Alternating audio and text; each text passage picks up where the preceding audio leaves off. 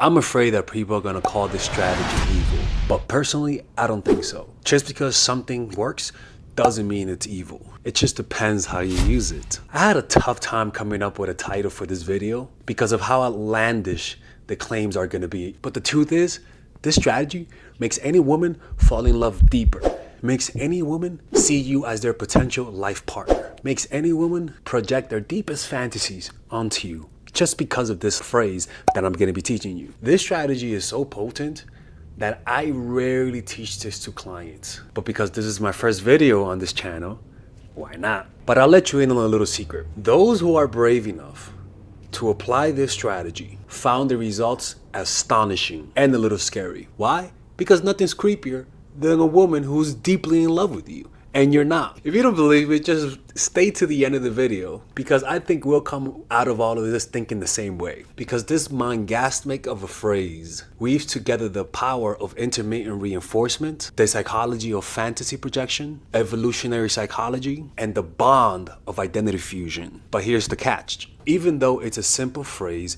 there are 5 prerequisites that need to be in place that I'm gonna teach you how to do, so that when you say this, it becomes like a nuclear reaction that detonates inside the person's heart. All right? So you ready? All right, let's go to the couch. Let me show you how to do this. So I met this girl in New York City, right? Now, she wasn't particularly, she was attractive, but not the type that, that you go crazy over. She wasn't my type, but somebody that I would be with, Anyway, so we will go out, and we had a great chemistry, but when she would leave, I wouldn't miss her. I wouldn't think of her. But when I was with her, we had a great time. But she had a peculiar way of acting that when she was around, she was really attentive, showed a lot of interest. But when she was not around, when she left, when she was not with me, she would not show interest. She would take long to respond. She wouldn't text as much. But when we would meet, she was fully present. So that kind of like sometimes got me a little annoyed because she wasn't consistent in that way. So I believe that was the first thing that she did to kind of open up my heart, open up my mind to what she said to me. So after 3 weeks of dating, one day after doing the Lord's work, we were laying in bed, and she looked at me and she said this one thing: we would make good-looking children, right? And when you first hear that at first, it's no big deal, right? You sort of just brush it off, and the reason why I saw it as a no big deal was because she would act so disinterested when she wasn't around me that the thought of her being needy never even came to mind. Right, so she was able to get away with a lot of things and a lot of needy behavior because in my mind, I saw her as someone distant. So if she would have given me a gift, if she would have done some romantic gesture, it would not make me defensive. In fact, it would surprise me and say, "Oh, look at her showing some fucking emotion," right? And then after a few weeks later, right, she again said the same thing, but again, every time she said it was more of a compliment. She was more so complimenting us, right? We you know how some people are compatibly good looking together, where it's like a song, na na na na, it rhymes. People's good looks kind of rhyme, so that was more of the compliment. So it really didn't like hit me that way. But then one day, while she was distant, because again, the key to this, and I'm gonna tell you how to do it, is the distance is what does the dirty work for you. She was distant, and then one day I thought about her. And I'm like, then the thought of me seeing her, being with her, the thought of me having a kid with her, which is not even a thought that I would never even think of, to be honest with you, started coming up.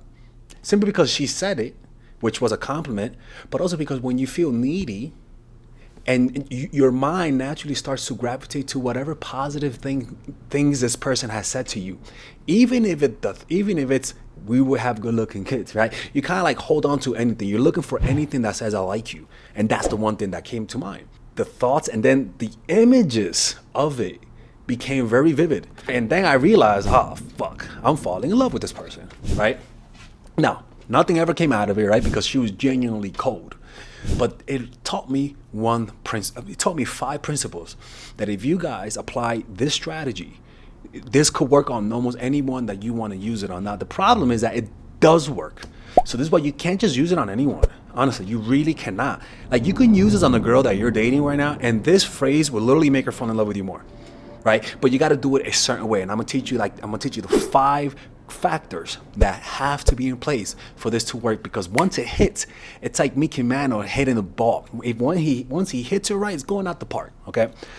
So this You could use it on a girlfriend, on a friends with benefits, whatever. But the point is that you cannot use this if you have no intentions, because you're just gonna get your tire slashed, fucking shit's gonna go down, okay? Because when the woman finds out you didn't have any intentions with this, they don't fuck around with kids, man.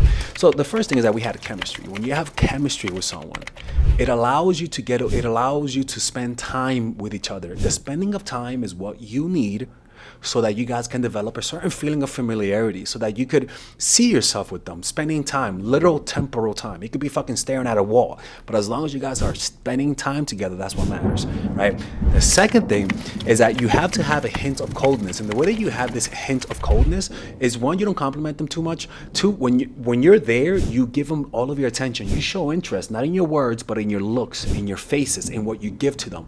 But then in your absence, you're distant. You don't text. You only text to meet up. You let the distance, you let the unavailability do the dirty work for you. And then she did a future projection without knowing that is a future projection. We will have good-looking kids. What the fuck do you think you're gonna do when you think about that? You're gonna think about having a kid with them. You're gonna think about how that little motherfucker's gonna look, right? So that's a future projection. Without you even knowing, you're imagining having a kid. Remember, whatever you desire, you imagine. So you don't have to desire something. Just imagine that thing long enough and you're gonna desire it. Like, it's really that simple, that principle, right? So that future projection, future fulfillment creates a desire in the present moment. And then after that, the fourth thing is that she tapped into the evolutionary psychology, which is the desire to have kids, right? Most people may not want to have kids, but at the core, their ancestors, there's a part of their DNA that also wants to have kids, right? So you're tapping into that desire. And most women, no matter how feminist they might look, which that girl was a feminist, right? They all have a secret desire to have kids, even if they verbally say there's something in them, right? So honestly, I think this works on women a lot more than it works on men, right? So this taps into evolutionary psychology, where desire for family and offspring is a fundamental human drive, often subconsciously influencing attraction and relationships. Now, the next part that she did, which is also important, it was identity fusion. What is it? Well, this complement is also a direct compliment to not just her, but also the couple, potentially infusing your identities to her. Me and you will have good-looking kids. In fact, when you say this shit, don't even look at her in the eye, okay? Be looking somewhere else so that you don't think you're acting needy, right? The point is to have some distance, but that is such a personal thing to say that it's the perfect mix of hot and cold. But the key is to say it once, don't fucking stare. You know what? I prefer you to say it and get out the house. Disappear for a few days if you come across as needy.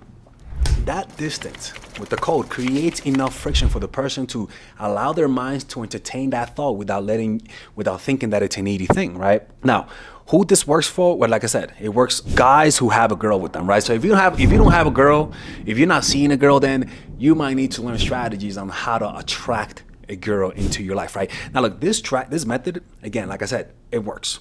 Give it a try.